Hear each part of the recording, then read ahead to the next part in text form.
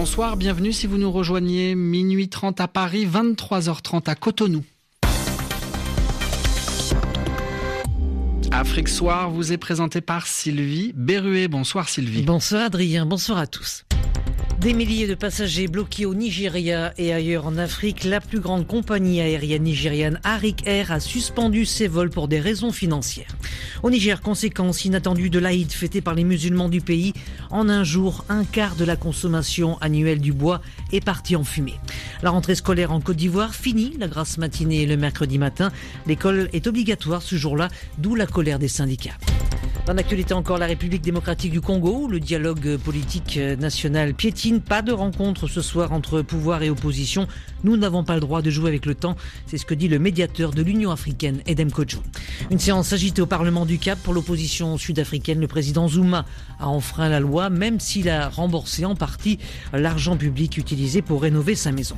Enfin, en Zambie, le président Edgar Lungu a prêté serment. Il est réinvesti pour un mandat de 5 ans.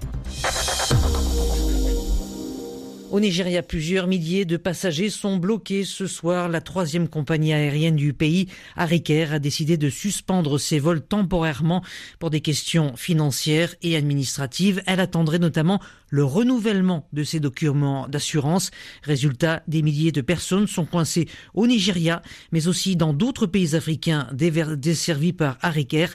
Pas de vol sur cette compagnie en cette fin de l'Aïd el-Kébir. Michel Arsenault. Pour les milliers de passagers bloqués au Nigeria et ailleurs en Afrique, le long week-end de la Tabaski se sera mal terminé.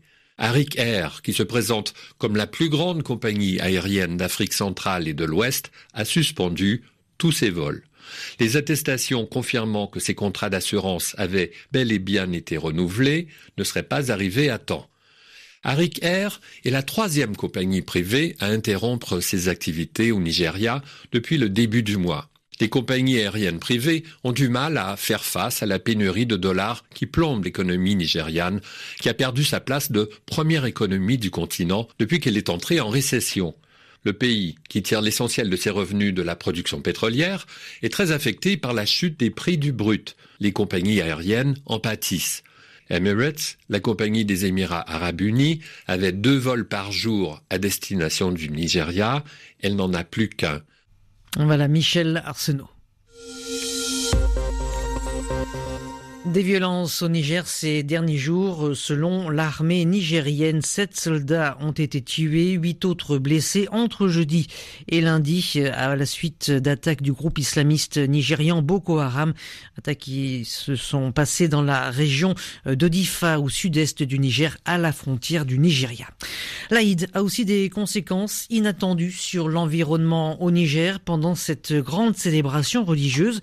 Les musulmans font des grillades pour la fête du sacrifice d'Abraham, brasero, barbecue, et voilà, c'est un quart de la consommation annuelle du bois qui est parti en fumée dans un pays menacé par l'avancée du désert. Cela inquiète fortement les autorités. À Niamey, Moussa Kaka. Pour la seule journée de la Tabaski à Niamey, la capitale, la consommation de bois pour la grillade de la viande est du jamais vue depuis 20 ans. Le directeur de l'environnement, le colonel Oumar Alou. La consommation annuelle est l'ordre de 307 160 tonnes. Plus de 50 000 tonnes de bois qui sont consommées pour la seule journée donc, de la fête de la Tabaski. Donc nous disons que c'est énorme et il faut qu'on songe vraiment à réduire donc, cette consommation abusive en termes donc, de bois énergie. Le bois est le combustible préféré des ménages de Niamey, utilisé par 77% des habitants. Une grande inquiétude. Si donc nous continuons donc à ce rythme, eu égard donc la pression, l'accroissement démographique, il va sans dire que nous devons tirer donc la sonnette d'alarme. Depuis des années, la déforestation menace tous les villages autour de la région de Niamey. Les zones forestières ont perdu du temps un tiers de leur superficie. Mais comment remédier à ce phénomène? Le colonel Alou Oumar parle d'alternatives. La promotion, ce que nous connaissons donc les foyers améliorés qui réduisent significativement donc la consommation donc du bois énergie. La promotion du gaz butane dont nous sommes donc producteurs au Niger. La promotion donc du charbon minéral dont nous disposons donc d'un gisement important. La consommation annuelle de bois par habitant dans la ville de Niamey est de 245 kg. Moussa Kaka, Niamey, RFI. Au Bénin, le bilan a été revu à la hausse après l'explosion survenue jeudi dans une décharge de produits avariés. Selon le ministre de l'Intérieur, 18 personnes ont été tuées, 92 blessées. Le président Patrice Talon accuse les responsables de cette décharge située à Tori-Avamé-Bocito de ne pas avoir respecté les normes de sécurité. Des enquêtes ont été ouvertes.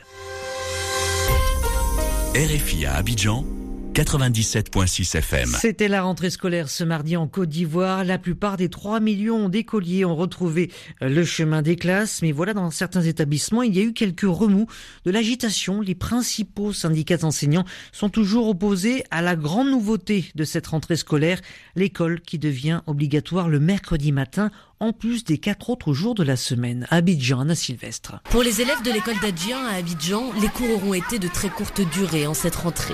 Ils ne s'étaient assis sur leur banc en bois que depuis quelques minutes, quand des professeurs extérieurs ont fait irruption, les forçant à quitter l'établissement. Daniel Degueil est membre du MIPP, le mouvement des instituteurs pour la défense des droits. Elle nous demande de venir à l'école le mercredi. Or, le mercredi, c'est un jour de repos. Nous ne sommes pas d'accord. Nous manifestons jusqu'à ce qu'elle retire purement simplement cette arrêté sauvage. Si l'incident d'Adjien reste isolé et si dans la plupart des écoles d'Abidjan, la rentrée s'est déroulée normalement, l'opposition des principaux syndicats enseignants à la semaine de 5 jours reste forte. Mais pour la ministre de l'Éducation nationale, bonjour les enfants. Asseyez-vous.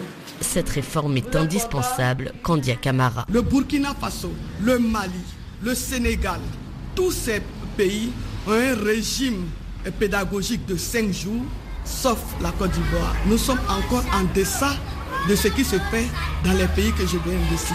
La Côte d'Ivoire espère redevenir bonne élève en matière d'éducation dans la sous-région, mais outre le manque de temps d'apprentissage, les professeurs déplorent souvent le manque d'équipement et les effectifs pléthoriques de leur classe. Anna Sylvestre, Abidjan, RFI. En République démocratique du Congo, finalement, pas de rencontre ce soir entre les délégations de la majorité et de l'opposition. Un dialogue national au point mort est toujours boycotté par 2 des principales forces de l'opposition. En cause, la séquence des élections à venir. L'opposition veut que la priorité soit donnée à la présidentielle. De son côté, la majorité souhaite que soient organisées d'abord les élections locales pour renforcer la décentralisation. Mais le temps presse, c'est le point de vue du facilitateur de l'Union africaine, Edem Kodjo. Nous savons tous qu'une des composantes du dialogue a annoncé sa suspension aux travaux de ce dialogue. Nous avons aussitôt pris les dispositions nécessaires pour rentrer en discussion avec toutes les parties. Parce que nous ne devons pas oublier une seule seconde que c'est tout le peuple congolais qui nous regarde. Et que dans une certaine mesure, nous n'avons même pas le droit à l'erreur, encore moins à l'échec. Donc aujourd'hui, je lance un appel solennel à tous les participants au dialogue pour que le chemin du compromis soit le chemin que nous décidons de parcourir ensemble. Le temps ne joue pas pour nous et nous n'avons pas le droit de jouer avec le temps. Nous devons conclure sur les bases que nous avions annoncées au départ. Et même si nous devrions prolonger nos travaux, ce ne serait que de quelques heures, de toutes petites journées. Edem Kodjo, le facilitateur de l'Union africaine. L'opposition rassemblée autour d'Étienne Tshisekedi appelle à la manifester pacifiquement le 19 septembre prochain dans tout le pays.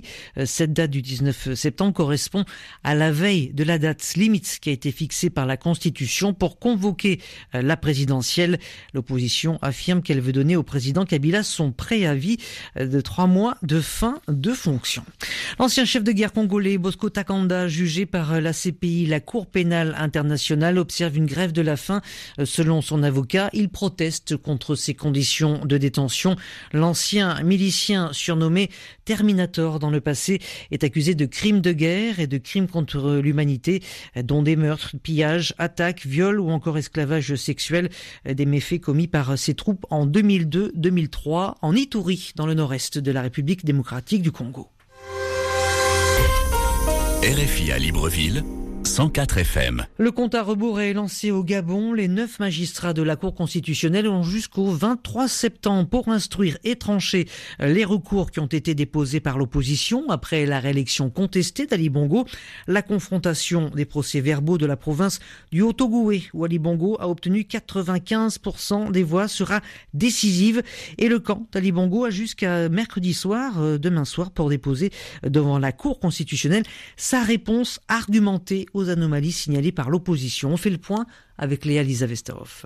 Dans le dossier du pouvoir, les 297 procès-verbaux du Haut-Ogooué, que la majorité dit avoir ramené des bureaux de vote de cette province. Les avocats d'Ali Bongo comptent également profiter de leur droit de réponse pour signaler des fraudes supposées de l'opposition cette fois, notamment à Omboué, Bitam et certains quartiers de Libreville. Ces pièces seront transmises au juge désigné pour examiner les recours de l'opposition. Il les remettra à son tour aux avocats de Jean Ping. Chaque camp connaîtra alors les armes de l'autre et aura de nouveau la possibilité de répondre aux accusations formulées. Après avoir épuisé les arguments des deux parties, le juge devra convoquer une audience très attendue, publique et retransmise en direct à la télévision. Le magistrat devra y présenter son rapport final, avant un vote à bulletin secret des 9 juges, vote qui permettra de trancher sur la validité ou non de la victoire du président sortant Ali Bongo. Cette audience finale ne devrait pas avoir lieu avant la semaine prochaine, confie une source bien informée. D'ici là, des rebondissements ne sont pas à exclure, vu l'antagonisme des deux parties, chaque camp accusant l'autre de fraude et de falsification des résultats. Léa Lisa Vesterhoff. La séance au Parlement sud-africain s'annonçait houleuse et elle a tenu ses promesses. On a appris que le président Zuma avait remboursé une partie de l'argent public utilisé pour rénover sa résidence privée. C'est ce que lui demandait la justice. Cette affaire, en fait, c'est le scandale de son mandat. Jacob Zuma a donc remboursé 500 000 € sur les 20 millions dépensés pour l'opposition. Bien sûr, cela ne suffit pas et le président a été de nouveau chahuté au Parlement à Johannesburg. Alexandra Bonjon. Le président a payé, mais ses ennuis ne sont pas terminés. L'opposition ne lâche pas le morceau. La justice a ordonné au chef de l'État de rembourser une partie de l'argent public utilisé pour rénover sa résidence privée, mais elle a également jugé qu'il avait enfreint la loi en refusant initialement de payer.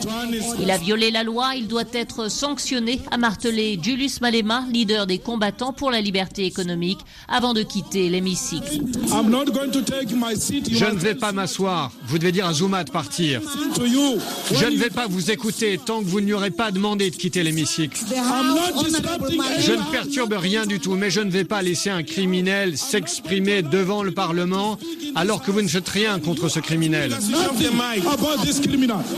L'opposition veut également savoir quelle est cette banque qui a prêté de l'argent au président pour qu'il puisse rembourser l'État, une banque dont 25% du capital est détenue par une entreprise publique. Alexandra Branchon, Johannesburg, RFI. L'Afrique du Sud qui a jugé persona non grata un prédicateur américain chrétien. La communauté gay sud-africaine s'était mobilisée après les propos homophobes tenus par Steven Anderson, c'est son nom. Une pétition contre sa visite avait même recueilli 60 000 signatures. Les autorités sud-africaines lui ont finalement interdit d'entrer sur le territoire. En Zambie, le président a prêté serment à Lusaka ce matin. Edgar Lungu a été réinvesti pour un mandat de 5 ans. Il a prononcé son discours d'investiture devant des dizaines de milliers de personnes, toutes réunies dans un stade de la capitale. Et parmi elles, le président du Zimbabwe, Robert Mugabe. On écoute Edgar Lungu. Profitons de cette occasion pour nous élever au-dessus de la mêlée. Nous élever au-delà des différents points de vue qui se sont affrontés pendant la campagne. La tentation est grande de croire qu'on défend les meilleures idées et que les autres se trompent. C'est hélas humain. Il faut résister à cette façon de penser. Notre devoir en tant que citoyens de la Zambie est de reconnaître que nous devons avancer ensemble, guidés par notre devise nationale, une Zambie, une nation. Edgar Lungu, le président zambien, et puis Hakainde Hichilema, le rival malheureux qui tentait pour la 5e fois d'accéder à la présidence de la Zambie, est furieux. Il affirme que le président Lungu a volé l'élection et que son investiture est illégale et anticonstitutionnelle. Bonne nouvelle pour l'Angola et la République démocratique du Congo. L'épidémie de fièvre jaune est sous contrôle selon l'Organisation mondiale de la santé. Le risque d'une épidémie majeure est écarté. C'est ce que dit l'organisation qui qui avait mené une vaste campagne de vaccination dans ces deux pays. Et puis comme une bonne nouvelle n'arrive jamais seule, en Somalie, c'est le soulagement puisque les importations de kats en provenance du Kenya, le kat, cette plante euphorisante très prisée dans l'est de l'Afrique, et de nouveau, les importations sont de nouveau autorisées et ce, dès mercredi. La décision a été prise en marge d'un sommet de l'organisation régionale est-africaine IGAD dans la capitale Mogadiscio. Pas davantage de détails, mais on s'en doute que pour les Somaliens, c'est un grand soulagement. Vous écoutez RFI, il est minuit, passé de 45 minutes ici à Paris.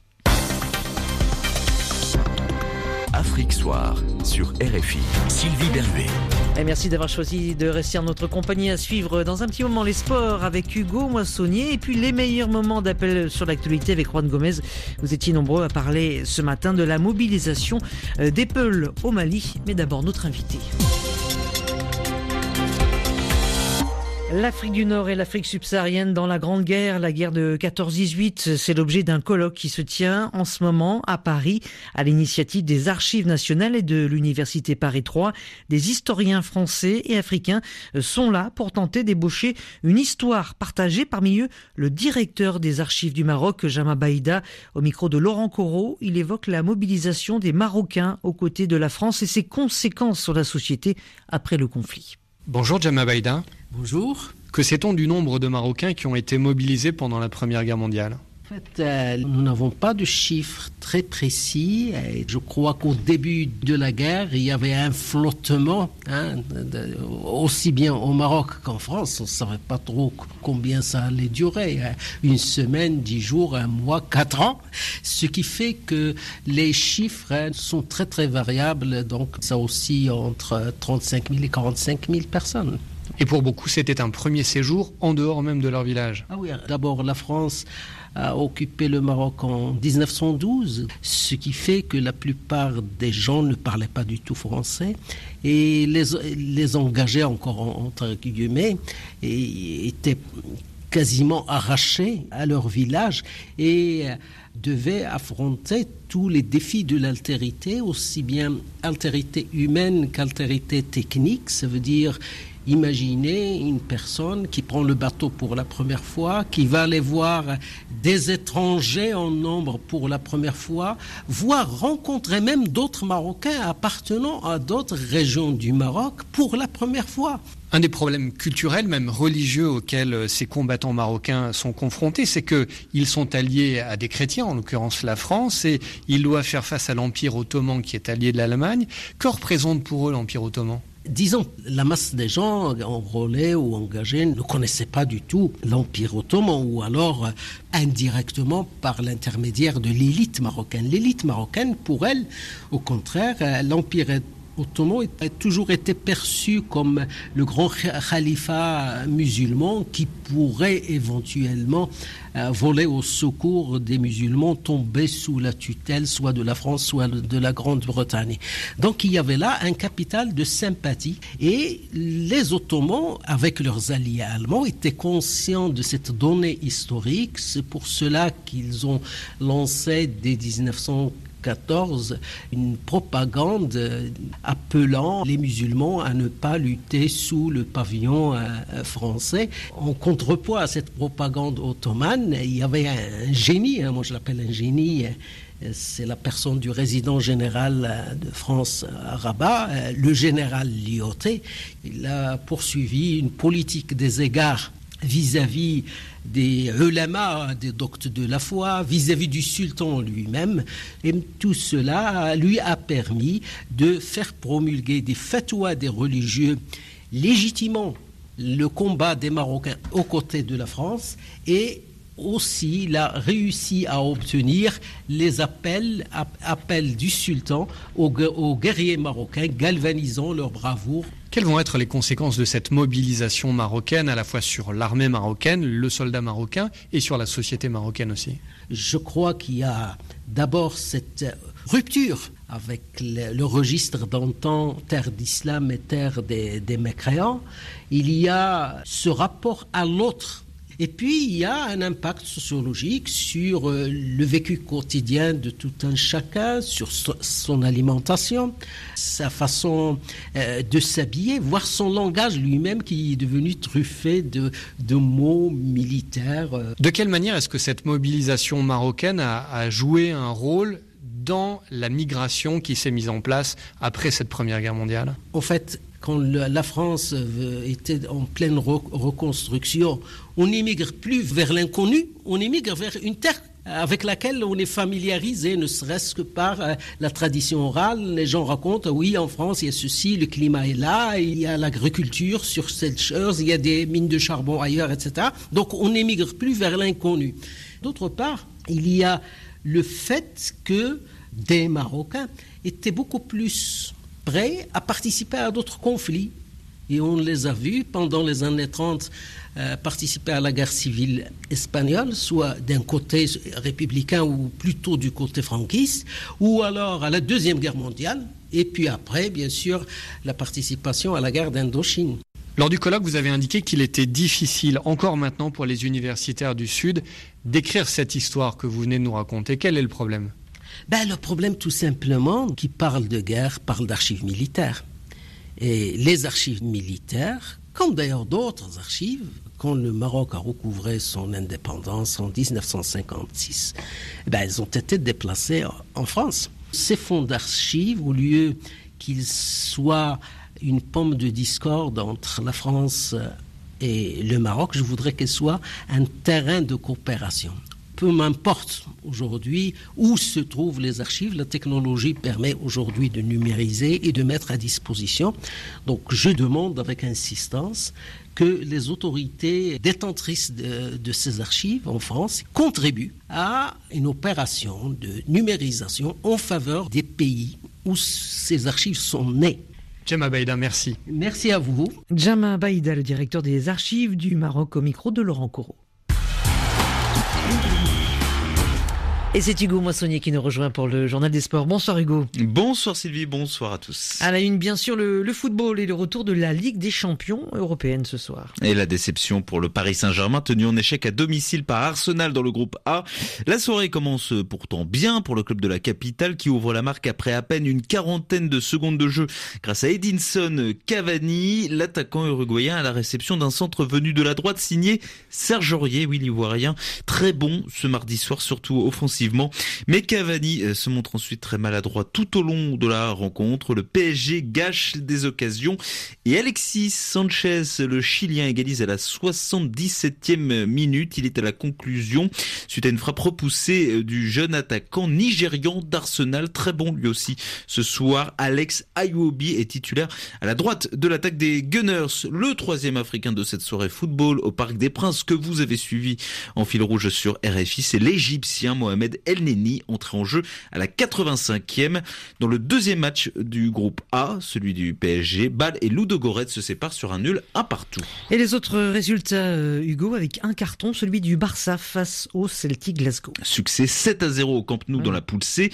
Et bien mauvaise soirée pour un autre Ivoirien, Kolo Touré, titulaire ce soir au sein de la défense écossaise. Alors il n'y a pas d'autres matchs à signaler dans ce groupe ce soir puisque la rencontre entre le Manchester City de Kelechi Iheanacho et le Borussia Mönchengladbach d'Ibrahima Traoré a été reportée en raison de la pluie. Elle se jouera demain à 18h45 temps universel. À l'image du Barça, le Bayern Munich se balade pour son entrée dans la poule D face aux Russes de Rostov. Succès 5-0.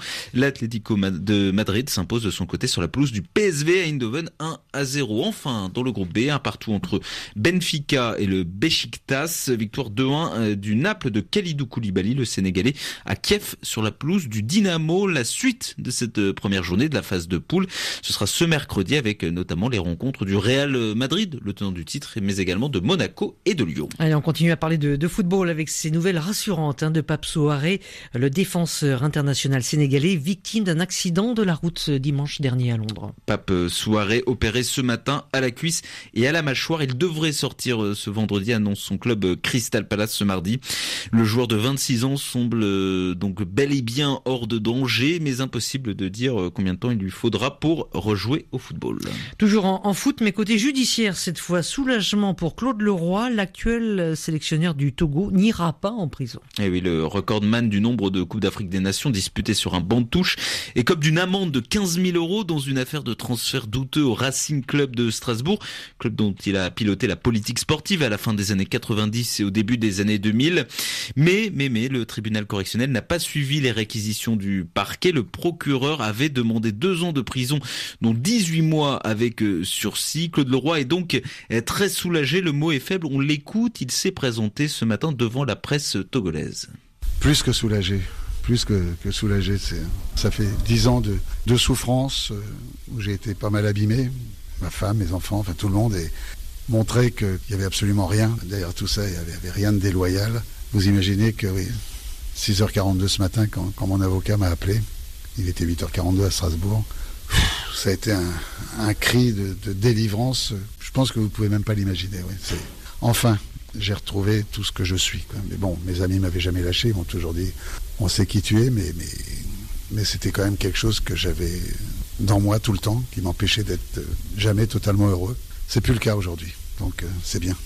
Claude Leroy, très ému au micro de Comelin et Clou. Et pour refermer ce journal, un point sur les Jeux paralympiques de Rio. Avec des médailles d'or à signaler pour l'Afrique en athlétisme. Le 1500 mètres pour athlète aveugle est remporté par un Kényan, Mushai Samuel Kimani. Victoire d'une Nigériane en lancer de javelot, Flora Wunwa, c'est compliqué à prononcer. Puis 2 médailles d'or pour l'Afrique ce mardi, grâce à 2 autres médailles d'or, grâce à l'Égypte en dynamophilie. C'est proche de l'haltérophilie. Randa Mahmoud s'impose chez les dames en moins de 86 kilos.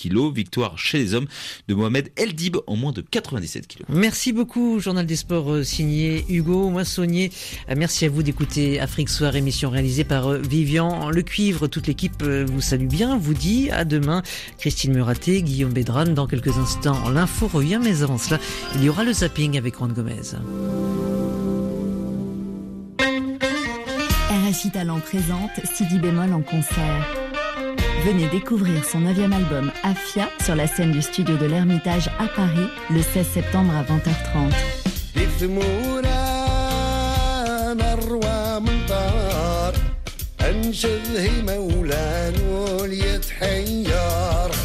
Plus d'infos sur www.studio-hermitage.com.